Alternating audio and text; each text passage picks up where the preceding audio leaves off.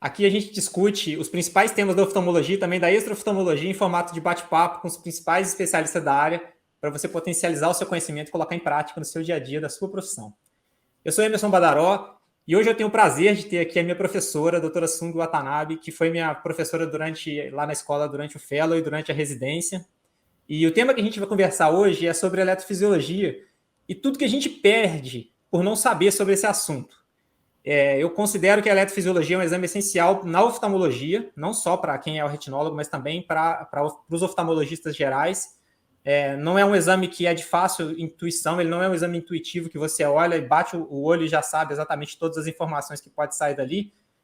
Mas uma vez que a pessoa não tem o conhecimento real do que traz de informação desse exame, muitas vezes o paciente vai sendo subdiagnosticado e vai sendo subtratado consequentemente. Muita gente acha ainda, né, Sung, que atualmente o exame da eletrofisiologia ele é feito para diagnóstico só de distrofia de retina, e que uma vez que o diagnóstico está feito, nunca mais você precisa repetir o exame, e não entende que existem outras indicações e que o exame pode ser repetido de acordo com o quadro clínico do paciente. Então, nesse cenário onde o exame ele é subutilizado, eu vejo que muitas vezes a gente faz um subtratamento dos pacientes e eu vejo que a gente pode melhorar isso através de difusão de conhecimento. E é sobre isso que eu gostaria de conversar com você aqui, para a gente poder conversar sobre esse assunto. Você, assim, na sua prática do dia a dia, você vê que às vezes as pessoas... você acha que as pessoas subutilizam o conhecimento que um ERG, que um eletrofisiologia geral, PVE, eletrooculograma, essa gama de exames de eletrofisiologia que eles podem trazer para a gente? O que você acha no dia a dia na sua prática aí? Bom dia, Badaró. Obrigada pelo convite, parabéns pelo trabalho que está fazendo. Isso é sempre bom propagar a informação. A gente tem essa, digamos, essa missão, né, de aprender e transmitir conhecimentos. E a gente vai falar um pouquinho de elétrica, que realmente é um tema mais pouco conhecido, pouco divulgado, né? Realmente, eu concordo que os retinólogos usam pouco o eletroretinograma. Ele está sendo subutilizado, sim. E por muitos anos, porque ele acaba sendo associado, o ERG, com a retinose pigmentária. Mesmo para a distrofia retiniana, o pessoal costumava pedir ERG para quando já tem o diagnóstico realizado, quando você já tem aquele quadro fundoscópico todo muito típico de retinose, né? Que você, quando faz o ERG, já tem a resposta não detectável. Então, a gente tem muitas outras aplicações de eletro. E hoje, nos tempos atuais, eu vejo bastante aplicabilidade desses exames eletrofisiológicos da retina para toxicidade. Tem sido um caminho que está sendo mais explorado, felizmente. Isso é muito bom. Você fala a toxicidade medicamentosa. Então só medicamentosa, mas também de trauma também, siderose, a pessoa tem consciência um pouco mais disso, né? Outros medicamentos novos e medicamentos antigos, psicotrópicos, que hoje usa bastante, mais do que nunca, né? Então, as pessoas têm começado a linkar essa questão da toxicidade medicamentosa com testes funcionais como o ERG. Tá. Sobre esse assunto é até legal você ter falado, porque quando a gente fala de um trauma com siderose, é mais fácil a gente fazer a avaliação, o link, nós oftalmologistas pensarmos que se o paciente tem uma hipótese de siderose, a gente fazia a solicitação dos exames de eletrofisiologia. Mas quando que, nessa questão da medicação, pelo fato de, às vezes, a medicação está sendo cada vez mais prescrita e o paciente usando durante um tempo mais longo, muitas vezes o paciente nem fala com a gente, né, que está usando a medicação, ele não acha que vai ter alguma relação com alguma coisa da visão. E quando a gente vai ler na bula de qualquer remédio tem escrito lá, né, problemas oculares, alterações oftalmológicas, uma coisa meio geral, assim.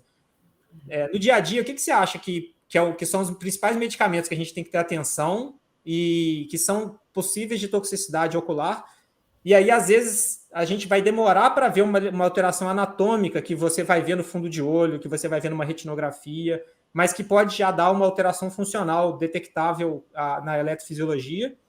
E depois, a próxima pergunta que eu queria te perguntar era o que a gente faz com essa informação, né? Quando que a gente considera toxicidade? E se tiver toxicidade, o que a gente faz com essa informação? Uhum.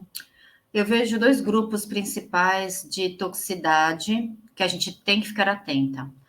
Um é paciente idoso que usa cloroquina. Parece óbvio, mas o que a gente pega de toxicidade por cloroquina ainda é muito grande. E assim, não é.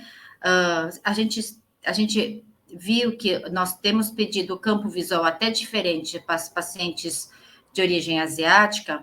Então, a gente faz 10-2 para caucasiano e 24-2 para pacientes asiáticos, porque a gente sabe que tem um acometimento mais difuso nesses pacientes, né? Então, ainda a gente encontra pacientes que usam difosfato, ainda encontra pacientes que têm toxicidade por hidroxicloroquina, que é menos tóxico, e ainda, infelizmente, tem bastante reumatologista que não pede avaliação da retina. E quando faz a avaliação da retina, é aquela questão de avaliar só a mácula, mas a gente entende que somente uma bio de fundo, biomicroscopia de fundo, uma retinografia colorida só da área macular, os quadros iniciais, a gente, assim, mesmo quadros moderados, a gente não pega, porque foto colorida não dá aquela área de atrofia marcante, dependendo da coloração de fundo, né? E a gente vê realmente bastante alteração, não só multifocal, mas EG de campo total, para mostrar que o acometimento é mais extenso. E outro quadro que a gente vê já é paciente pediátrico, que é difícil de avaliar a parte retiniana. Vigabatrina, Sabril, usa bastante em crianças com convulsão. Uhum. E a gente sabe que Sabril dá alteração de perda de campo, alteração da retina, toxicidade. Então, que também é difícil de avaliar. Não só a perdas visuais, por serem crianças com quadros neurológicos graves, mas também para fazer fundo de olho, porque realmente são alterações muito sutis, não tem alteração pigmentar evidente. Então, esses são dois grupos de pacientes que ainda vejo bastante aplicação. Mas aí eu te pergunto, você acha que para pacientes que usam essas medicações, todos eles devem fazer avaliação eletrofisiológica? Ou você Não, separa algum grupo que vale mais a pena fazer? para paciente pediátrico, recomendo sim. Está usando o Sabril há mais de 2-3 anos, tem que fazer ERG, sim. Uhum. Pacientes que têm cloroquina, infelizmente, a gente tem que realmente orientar os reumatologistas. Então, e se você é oftalmo, a gente tem que melhorar nossa anamnese, porque realmente o retinólogo muitas vezes não faz uma abordagem mais ampla dos medicamentos que usa ou que parou de usar. Quando parou de usar, o paciente nem fala mais, né? Exatamente. Então, eu acho que a gente tem que melhorar a anamnese e tem essa questão, você vê na sua frente o paciente com magrinho ou até obeso também, eles ajustam pelo peso da pessoa, você pode usar uma dosagem muito alta. Uhum. E vejo também pacientes muito magrinhos que usam uma dose padrão que é super tóxico para a pessoa. Então, eu acho que é importante você ver diante da sua pessoa o fenótipo da pessoa e você pergunta e a pessoa menciona que usou cloroquina, acho importante a gente ter essa abordagem de pelo menos uma autofluorescência. Desconfiou? Porque como a pessoa ter drusas, membrana EP, né, Badaró? Eu Uhum. acho que as pessoas têm outras alterações, assim, pela idade. Então, você tem alguma área suspeita, aí a gente recomenda um ERG multifocal, sim, que é um exame eletrofisiológico só da área macular. Isso. Acaba que quando a gente vai fazer a avaliação desses pacientes de toxicidade, e como você está falando, principalmente pela cloroquina, é importante a gente separar que tem dois grupos de exame, né? Tem os exames anatômicos e tem os exames funcionais, e que eles trazem Exato. informações que não são iguais, eles trazem informações complementares. Eu tento, quando eu vou fazer o meu acompanhamento, fazer uma avaliação no mínimo de um de cada lado. Fazer uma avaliação anatômica, que aí pode ser a autofluorescência, que é um ótimo exame para fazer a avaliação anatômica desse perfil de toxicidade, e tento colocar uma parte funcional também, que aí é o que você está falando, pode ser o campo visual, ou 10-2 ou 24-2, de acordo com o perfil do paciente, ou então, se houver uma suspeita maior, colocar a eletrofisiologia na jogada também, né? Isso, com certeza.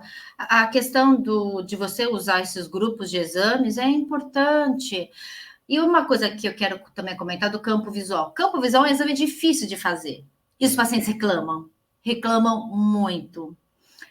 E tem curva de aprendizagem que é forte, dependendo do paciente, né? Tem sim. Na eletrofisiologia é um pouco menos, né? Assim, é uma coisa menos subjetiva, né? É muito mais dependente do examinador do que do paciente. Uhum. Tá. Sung, aí baseado nessa conversa que a gente está tendo aqui da eletrofisiologia, eu converso com o pessoal mais novo, e principalmente eles não têm a menor noção do que é a eletrofisiologia, porque eles acham que é um exame antigo, que é um exame que Ah, ficou lá para trás, é um exame que surgiu lá no passado, quando a maioria não era nem nascida. E é um exame que, uma gama de exames que, na prática, ele não trouxe uma revolução tecnológica a partir das décadas aí, como outras coisas da oftalmologia tiveram, como, por exemplo, é gritante, é notório o crescimento da tecnologia dentro da tomografia de coerência óptica, uma coisa absurda. Um OCT de 20 anos, de 15 anos atrás para um OCT de hoje é muito diferente. Quando a gente fala da eletrofisiologia, não é tão diferente assim. Você pega um aparelho de 10, 15 anos de uso e joga para hoje, ele tem a técnica do exame não muda muito. Então o pessoal tende a achar, principalmente o pessoal que é mais tecnológico, de que é um exame que está para trás, que é um exame que ficou o conhecimento lá para trás e que tem coisa que substitui hoje em dia. Eu, particularmente, vejo que, claro que com a revolução tecnológica, muita coisa melhorou, muita coisa a gente não precisa mais da eletrofisiologia para fazer os diagnósticos, mas eu acho que ainda tem um campo absurdamente grande que é subutilizado por nós, retinólogos, de diagnóstico e acompanhamento mesmo desses pacientes, né? E aí eu te trago essa pergunta para você falar. Você acha que a eletrofisiologia morreu ou ela ainda é viva e forte ainda nos dias agora, na década de 2020? essa colocação da melhora tecnológica, que a gente vê muitos avanços nos exames de imagem, funciona assim. A eletrofisiologia, a gente trabalha com a fisiologia básica. A fisiologia básica não muda. Por isso que o jeito da gente acessar a retina, abordar a retina, avaliar a retina não muda. A gente esquece que a melhora tecnológica é para exames estruturais e, claro, quanto mais rápida a aquisição, é melhor para nós, facilita para nós. Mas a gente está avaliando os exames que tiveram melhora tecnológica na questão de captação de imagem, né? A eletrofisiologia, como trabalha com a fisiologia básica, o funcionamento não muda, é que a gente desconhece como é que é, né? Eu acho que a pessoa não tem dificuldade de entender, interpretar a eletrofisiologia, porque envolve o estudo, o conhecimento da fisiologia básica. Se a pessoa conhecesse que os bastonetes precisam de pelo menos 10, 12 minutos para começar a ter seu pleno funcionamento, entenderia que o eletroretinograma, para estudar a função de bastonetes, requer essa adaptação, Uhum. né? Então, assim, é claro, para nós. E assim, a gente, com a tecnologia, a gente está descobrindo novas doenças. Conforme a gente descobre as novas doenças, para cada doença nova que surge, eu acho que é possível a gente estudar a parte funcional eletrofisiológica dessas doenças. Então, é assim, o que eu vejo, a parte de eletroretinograma, a parte dos testes eletrofisiológicos teve um avanço, e esse avanço foi indo para o caminho de facilitar a interpretação. Então, a questão de adaptação ao claro, ao escuro, dilatação, não midríase, isso permanece. Mas os avanços foram indo para a portabilidade, foi indo para a classificação automatizada, se o resultado está normal, alterado, porque isso, de certa maneira, poupa o examinador desse estudo da base da fisiologia, né? E dá trabalho, né? O exame de Porque tem que eletrofisiologia dá estudar. trabalho, é. A gente como retinóloga, a gente acaba ficando muito mais atraída. É muito mais bonito ver aquelas estruturas microscópicas com um tamanho muito grande. É muito bonito de ver, né? Só que é muito mais fácil também, é mais palpável. A estrutura é uma coisa mais palpável de ver, de analisar, de aprender. A fisiologia não, você tem que estudar muito mesmo. Então, e acho que isso, essa é a barreira, é a dificuldade. E o que você vê lá na sua clínica, lá na G6? O que você vê principalmente de erro de solicitação, porque o que eu vejo aqui na minha clínica, quando eu faço os exames externos, é que tem muito paciente que chega para mim assim, solicito ERG e ERG. Uhum. Vem no pacote, assim, e nem especifica qual é o tipo de ERG que a pessoa quer. Chega o pacote escrito assim, solicito ERG, indicação, baixa divisão a esclarecer. Para análise de função, para a gente que vai fazer um exame que é para avaliação de função, a história clínica é essencial. Então, quando chega um exame de eletrofisiologia para fazer, eu vou lá e eu tenho que conversar com o paciente, eu tenho que entender qual é a história, eu tenho que entender qual é a indicação clínica. Não é simplesmente uma baixa divisão a esclarecer, que como se fosse assim uma tomografia, é um exame anatômico. Você vai lá, vai ver o OCT, você consegue responder a pergunta ali se tem uma alteração anatômica ou não. Para falar sobre alteração funcional, a gente depende de uma história clínica muito mais complexa. E quando eu vejo que às vezes o paciente chega para fazer o exame assim, solicito ERG e EOG, e na verdade às vezes o que o médico estava precisando pedir era um PVE, ou o contrário, às vezes ele pede um PVE, mas na verdade ele quer a informação que um ERG consegue trazer. O que você vê aqui nos oftalmologistas poderiam melhorar nessa questão da solicitação em termos de indicação, que na sua prática você consegue perceber que dá para melhorar e a gente consegue passar aqui para o pessoal entender uma forma melhor de fazer essa solicitação e triagem dos pacientes de uma forma mais efetiva? Uhum. Esses equívocos são muito comuns, isso é direto mesmo.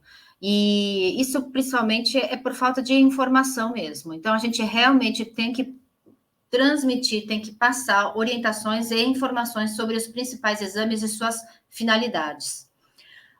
Da mesma maneira que você recebe na sua clínica, a principal indicação para nós é realmente uma perda visual que não se explica com os exames estruturais. É isso. O paciente tem uma queixa, tem perda visual, e os exames que o paciente já realizou, como retinografia, OCT, angioflúor, campo, não explica a queixa visual, não sabe o que o paciente tem. É isso que a gente recebe. Quando é desse jeito, com certeza, o que você falou, a anamnese é fundamental, a gente tem que ter todo o histórico do paciente, como começou, descrever bem essas perdas visuais, porque só pela anamnese, só pela descrição, você tem uma pista se é uma coisa retiniana ou se é uma coisa do nervo, da via visual, da via do nervo óptico, né? Já dá as pistas. Se é uma coisa sistêmica ou se é uma coisa ocular, se é uma coisa que acomete os dois olhos, como doenças genéticas, eventualmente pode ter assimetria, mas é uma doença que acomete os dois olhos com uma certa simetria, certa similaridades, né? Então, a anamnese já te dá boa pista. Eu costumo realmente conversar com o médico encaminhador. Então, se eu não concordo com ERG-EOG, eu quero trocar EOG por um PVE, eu sugiro sim. Porque, afinal, às vezes o médico tem essa dificuldade de escolher o melhor exame. E a gente tem a obrigação de dar o melhor exame com menos custo, menos trabalho para o paciente, para tentar ajudar o diagnóstico, né? Então, é uma coisa que eu faço bastante. Eu entro em contato e procuro discutir o caso e sugerir algumas trocas de exame. EOG traz uma limitação muito limitada, porque antes o pessoal não falava tanto, não tinha multifocal para falar da área macular. Então, o pessoal usava muito ERG e EOG, era o que tínhamos na época. E aquilo ficou. Eu vejo EOG uma coisa muito limitada, não indico EOG para quase nada. Só para distrofia macular de Best. Fora isso, não indico. E na prática chega muita solicitação mesmo, né? Eu vejo que a gente precisa ficar trocando a indicação. E eu acho que o bom relacionamento vai muito disso, né? O que você falou, a gente passar as informações para o médico solicitante, fazer a solicitação correta, e lá na clínica, às vezes mesmo, acontece de chegar lá e a gente descobrir que, na verdade, uma informação mais detalhada, quem vai trazer é o PVE. Na verdade, não era o EOG que ele realmente escreveu ali. E eu também faço isso, eu vou jogando essas informações aí com o médico assistente, explico para o paciente que tem um outro exame que traz uma informação um pouco mais específica.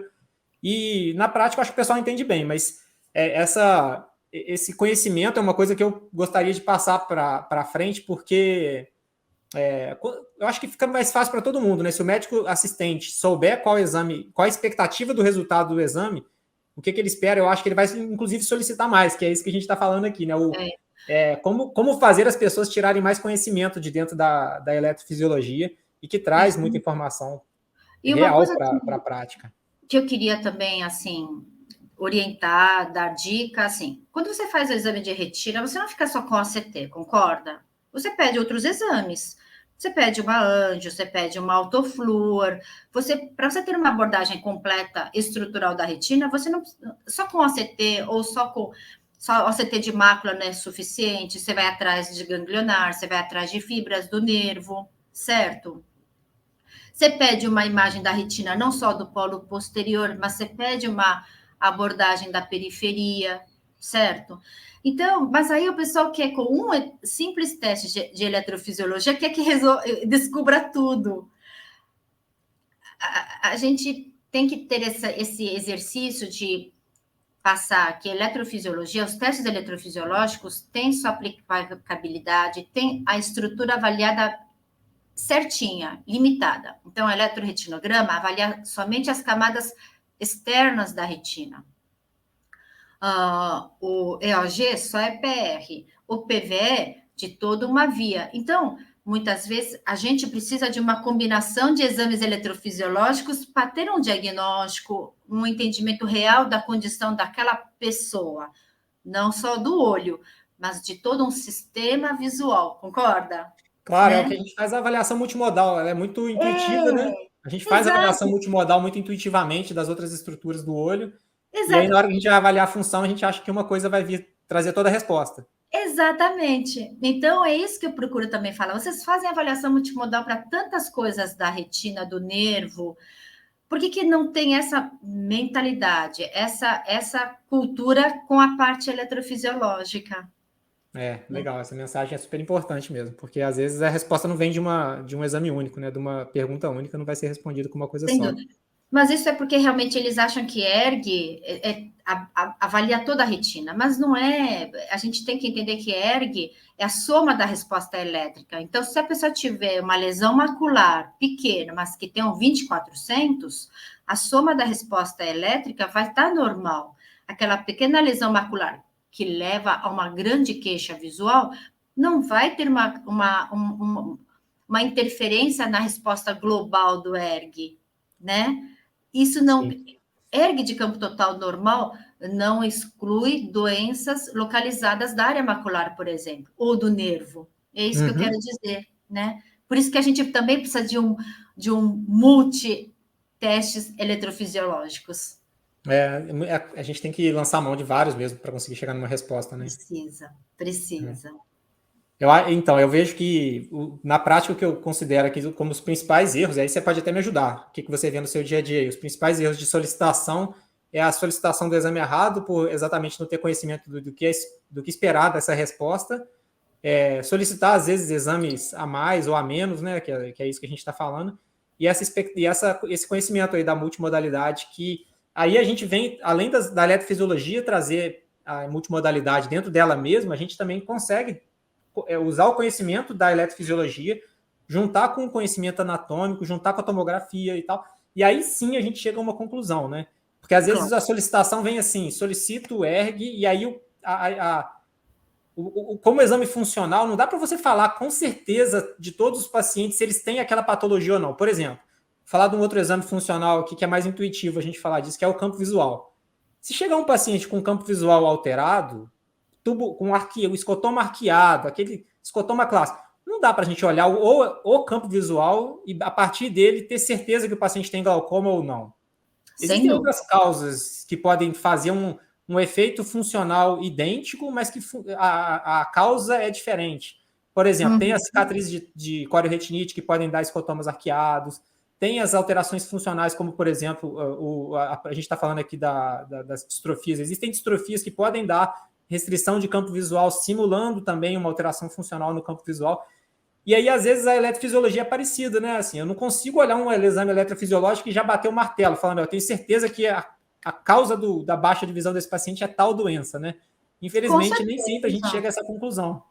Claro, a gente tem que ter a ideia que multimodal envolve teste funcional, sabe? Você falou do campo visual, a gente tem uma coisa mais básica que é campo, que é a acuidade visual.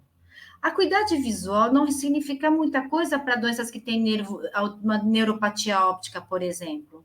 É comum as pessoas terem um 20/20, 20/25 com visão de contraste muito ruim, né? E você está certo, o campo visual, se o campo inicialmente for confiável, né? Tem essa questão, né? E você tem uma maculopatia. Eu lembro de uma paciente minha que tem maculopatia oculta, confirmado por teste genético, por anos tratou como glaucoma, porque ela não tinha um escotoma central de uma maculopatia típica, ela tinha um pouco mais deslocado para a paracentral inferior. Então, era uma paciente míope, com uma escavação grande, disco tiltado. Então, ela tinha uma perda de fibra fisiológica da míope, e ela tinha essa escotoma paracentral inferior, mas era maculopatia oculta. E ela tratando com glaucoma, com colírios, por muitos anos. Então, realmente, o que você falou, o campo visual é limitado, a acuidade visual é limitada. Então, vamos procurar trabalhar essa questão de multimodalidade da retina, envolver mais testes eletrofisiológicos, porque ajuda, traz informação mesmo. Ajuda muito, né, Sônia?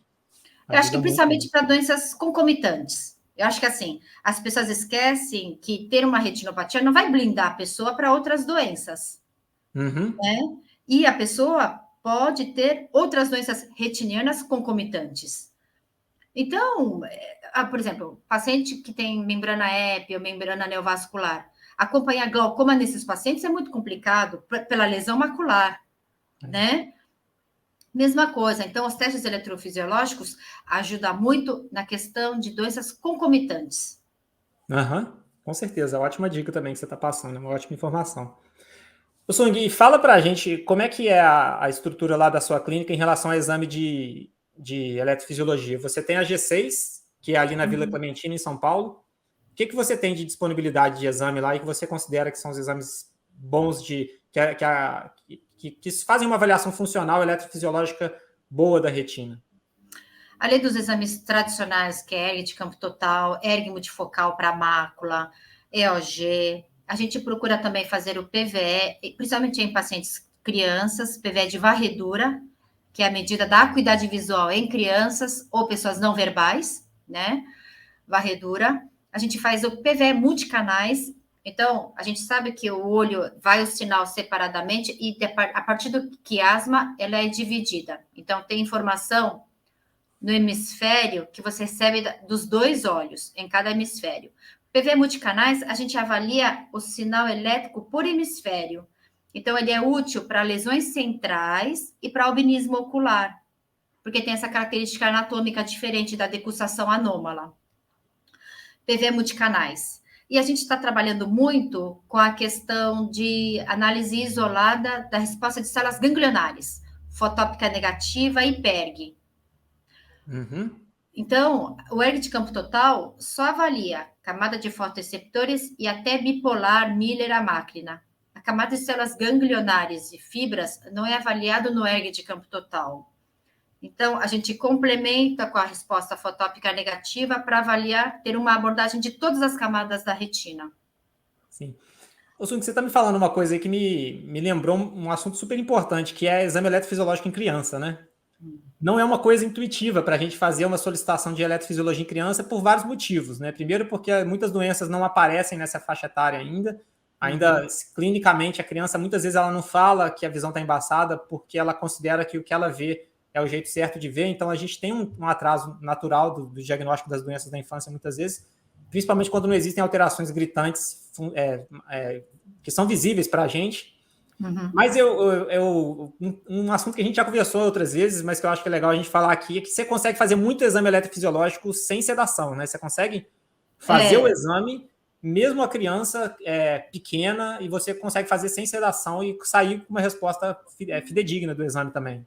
Sim, é assim, a gente tem a estrutura que é incompatível com sedação. Então, a gente não tem uma estrutura, instalação, que possa sedar as crianças com segurança, né? Então, eu faço tudo sem sedação. E olha, para quem atende, quem é oftalmopediatra, é o jeito de você avaliar. Então, assim, bebês pequenos, a maioria dos retinólogos não atendem, acaba indo para oftalmopediatra, né? Mas a questão de você conseguir atender pacientes pediátricos é realmente prática, é o jeito de você atender o bebê, que infelizmente é uma coisa que é difícil ser ensinado, é do jeito do profissional mesmo, né, Badaró? Com certeza, é. E para nós que a gente atende crianças maiores, as doenças mais comuns geralmente são as distrofias, né? O que a gente vê crianças maiores, 5, 6 anos, que colabora, entende bem, ou é trauma, ou é tumor, ou é distrofia retiniana, que é Stargardt e distrofia progressiva de Cones. Uhum. Da distrofia progressiva de Cones, as pessoas podem não apresentar nistagmo no começo, mas começa a evoluir com a fotofobia. Stargardt a gente conhece, que acaba, de repente, com a acuidade visual, e doença de Best acaba sendo um achado de exame. Então, a gente vê que é esses 3 grupos, é trauma, tumor e tumor da via óptica, aí o PVE ajuda bastante. Sim. E as distrofias retinianas. O PVE ele tem uma indicação muito boa que eu vejo, que é a questão que você falou agora, que é a questão de acuidade visual de pacientes que não colaboram, né? Uhum. Muita gente pensa que pelo fato de, às vezes, a gente não ter uma conduta específica para aquela patologia do paciente, né? A gente não vai curar a doença do paciente, a gente não precisa saber o quanto que ele enxerga. E eu acho que isso é uma informação que não condiz com o que deve ser feito, porque muitas, por exemplo, pais que tiveram filhos com paralisia cerebral e que têm lá 2 anos de vida e eles querem saber se a criança não enxerga. Por mais que a gente saiba que a lesão pode ser neurológica, por mais que a gente saiba que não existe um tratamento eficaz para realmente trazer uma conduta oftalmológica que vai melhorar a visão desse paciente, é muito importante a gente saber se essa criança enxerga ou não. Tá? Eu considero que é importantíssimo, e aí vem o PVE, que é esse exame que você estava falando. O PVE de varredura serve para fazer uma estimativa da visão do paciente não verbal. E por mais que para a gente, às vezes, como oftalmologista, não mude muito, né? Você vai falar assim, só vou falar se o paciente está 20/400 ou 20/200. O que muda? Muda muito para um pai. Para um pai que está vendo a criança dele, que está todo dia vendo o filho dele, saber se o filho dele enxerga ou não, saber se o filho dele, o quanto que o filho dele enxerga, e o que ele pode fazer de adaptação dentro da casa dele, dentro do dia a dia dele, o que ele pode fazer de mudanças para chegar no máximo de visão do filho dele, mesmo sabendo que existe um déficit, é uma informação que, por mais que para nós oftalmologistas possa parecer, às vezes, uma coisa pequena, para uma família é uma coisa muito importante e muito grande. Então, eu trago essa indicação do PVE de varredura também, que eu faço pouco exame, eu vejo que pouco neurologista realmente, que a maioria das vezes chega no neuro esse tipo de paciente, né? Uhum. Pouco neurologista realmente solicita, e quando vai para o oftalmologista faz uma resposta, manda um laudo para o neuro, assim, falando que a retina está tudo bem e que não tem catarata congênita, não tem nada. Aí ele fala, não tem nada para fazer. E, na verdade, eu acho que faz muita diferença para a família saber essa informação.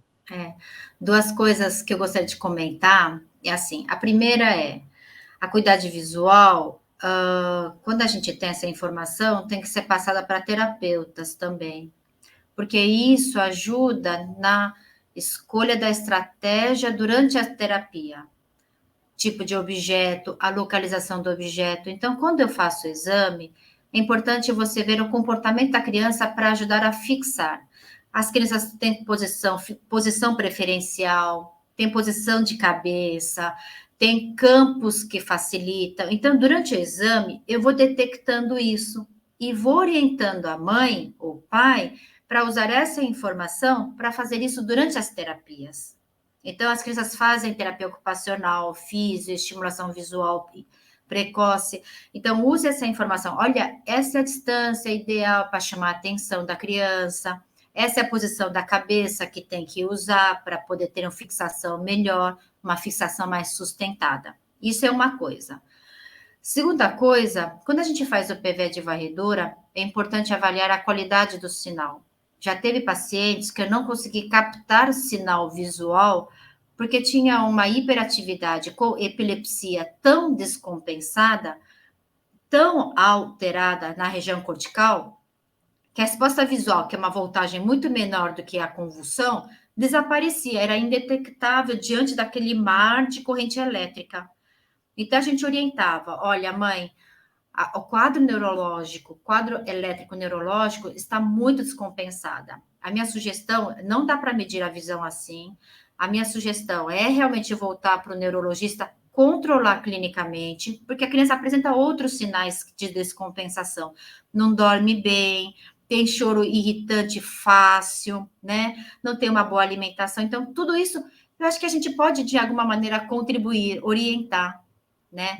Então, compensa primeiro essa parte neurológica e volta. E a criança muitas vezes voltava com condição muito melhorada e a gente consegue concluir o exame. Excelente dica. Ô Sung, a última coisa que eu queria te perguntar é o seguinte: você, na G6, vocês têm um serviço de franquia também, né? Para quem às vezes não quer investir, não quer colocar o dinheiro ali do valor de um equipamento, de toda a estrutura da eletrofisiologia, vocês também oferecem esse serviço de franquia, tanto do equipamento, mas também a outra parte que eu acho que é uma insegurança de muito oftalmologista é às vezes ter o equipamento e não saber fazer o laudo, não saber fazer a colocação disso na prática diária. Fala um pouco para a gente, para quem estiver assistindo, que tiver interesse de, às vezes, ter um serviço de eletrofisiologia, porque já entendeu a importância, mas tem a insegurança de não saber como colocar isso na prática. Como é que o serviço que vocês têm da franquia consegue ajudar o pessoal também nesse sentido? A gente vê que o interesse da franquia são aquelas pessoas que entendem a importância, não precisa de ser retinólogo. A gente vê neurologista interessado, oftalmopediatra interessado, além do retinólogo, né? Sabe da importância. O custo do aparelho realmente do franqueado mesmo. Mas o que a gente oferece? A gente oferece todo o treinamento para a pessoa fazer, mas é uma unidade do G6, é uma unidade do nosso laboratório. Então, toda a questão da interpretação, toda a interpretação dos laudos, confecção de laudos, a gente que faz. Então, esse franqueado não tem esse trabalho de estudar, de saber interpretar, porque eu acho que isso demanda tempo. Até eu, hoje em dia, estou descobrindo as coisas de eletrofisiologia. Eu tenho que estudar, eu tenho que entender o que funciona cada onda. Então, o franqueado não tem essa preocupação de estudar eletrofisiologia. Ele recebe todo o treinamento de fazer uma boa aquisição do registro. Uhum. Aprende a fazer o registro. Mas a toda a interpretação, confecção de laudo e esse feedback é a gente que faz junto com o franqueado. Então, o laboratório é dele, mas a gente dá toda a assistência, a parte intelectual. Que ajuda muito, né? E você acha que um técnico consegue fazer a aquisição ou tem que ser o médico também? Não, a gente trabalha muito bem com técnico, sim, dá para fazer. A gente vê que a pessoa tem que ser realmente mais metódica. Todo exame. É que nem uma cirurgia de catarata. O primeiro passo não é importante, não é fundamental para o passo seguinte. Os testes eletrofisiológicos têm isso. Então, a questão do processo de aquisição envolve um rigor nos métodos. Então, qualquer pessoa pode fazer. A interpretação é uma área médica, né? Que tem que ter um conhecimento da fisiologia. Desse jeito que você fala, simplifica muito para a gente, né? Que é o oftalmologista. Você consegue entregar o treinamento para um técnico fazer, a pessoa faz a aquisição e os laudos quem faz é a G6, né? Então facilita muito. Se alguém consegue entender a importância da eletrofisiologia, que é o nosso objetivo dessa conversa aqui, esse modelo ajuda muito para isso ser colocado efetivamente na prática, né? Para a pessoa realmente passar a usar isso no dia a dia mesmo.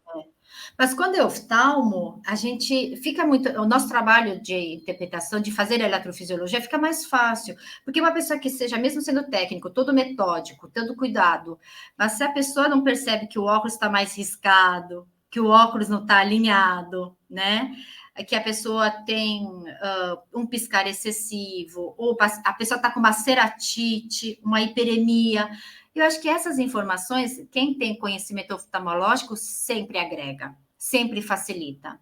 E o teste eletrofisiológico pode não fazer diferença, mas para uma boa aquisição faz diferença. Não é, Badaró? É claro, com certeza. Uma pessoa que tem o olho irritado, que está com ceratite, está com fotofobia, pode não depender do paciente, mas a colaboração do paciente também é importante. E cabe nós, o examinador, perceber isso e orientar para buscar melhor exame. Excelente, Sung. Olha, eu te agradeço de novo, né? Não, desde o dia que eu te conheci lá na residência, eu só tenho elogios para te falar. Onde o seu nome passa, sempre vem uma palavra de elogio depois. Você é uma pessoa que é querida por todo mundo, inclusive por mim. Você é uma das grandes professoras que eu tive. Eu continuo aprendendo com você, apesar da gente ter uma pouca diferença de idade. Eu continuo aprendendo sempre com você. Obrigado por você estar aqui com a gente, passando de novo com toda a humildade, seu conhecimento que você sempre entregou para todos os que passaram na sua frente. Você sempre foi uma pessoa que entregou para todo mundo com muita facilidade. E obrigado por você estar aqui de novo, fazendo de novo essa coisa que você sempre fez, que é entregar tudo que você tem de melhor, tá? Se alguém tiver interesse de conhecer esse modelo de franquia da Sung, o Instagram chama G6 Exames, não é isso? Isso mesmo. G6 Exames. Eu vou deixar o link no vídeo aqui embaixo também para as pessoas poderem procurar, se alguém quiser conversar com a Sung diretamente sobre isso. E se tiver alguém que está nos assistindo, quiser achar que pode ser interessante essa importância do conhecimento eletrofisiológico, encaminhe esse podcast para as pessoas, que é muito rico de informação, e eu espero que cada vez mais a gente possa melhorar a prática oftalmológica no Brasil, trazendo mais qualidade de vida para as pessoas que nos cercam, que nos procuram. Alguma palavra final, Sung? Não, é só agradecer, muito obrigada pelas palavras gentis. Eu acho que, assim, a gente teve uma formação excepcional, né? Então, a gente tem essa missão de realmente de divulgar conhecimento. Então, a gente faz isso sempre. É prazeroso também aprender, a gente ensina, aprende, né, Badaró? E com os amigos fica muito mais gostoso, né? Então, assim... É um prazer imenso estar aqui. A gente se vê pouco só nos congressos agora, né? Mas é sempre bom, assim, muito bom conversar com você. E é bom trocar essas experiências de eletrofisiologista. Isso é gratificante para mim também. A gente tem que formar mais, ter mais gente. E a gente tem que levar essa possibilidade de fazer esses exames para mais lugares, né? Acho... As pessoas falam, é tão difícil porque não tem lugar que faça, mas é porque depende muito do recurso humano, do profissional. A franquia surgiu por esse motivo, principalmente. Já que formar pessoas está sendo difícil, então o equipamento chega, então vamos oferecer essa oportunidade de fazer o exame e que não dependa da formação, né? E assim, até autofluorescência, tem gente que acha que é fácil conseguir autofluorescência por aí. Não é também, né? Tem gente que ainda usa OCT-extratos por aí. Você concorda, Badaró? Sim. Então, acho que assim, o acesso à saúde é difícil para vários exames. E a gente tem o nosso trabalho de tentar divulgar, né? Pelo menos mostrar que tem as aplicações, as indicações, né? Então, é por esses trabalhos que você está fazendo que a gente consegue um pouco de levar essa informação, esse conhecimento. Então, eu só tenho que agradecer e parabéns pelo trabalho todo. Eu que agradeço, Sung. Obrigado, a gente se vê no próximo congresso. E para quem tiver alguma dúvida, algum comentário, pode mandar para a gente aqui nos comentários embaixo, ou mandar direto para a Sung através da G6 Exames, que a gente vai conversando também. Tá? Até o próximo podcast do Orbit. Obrigada.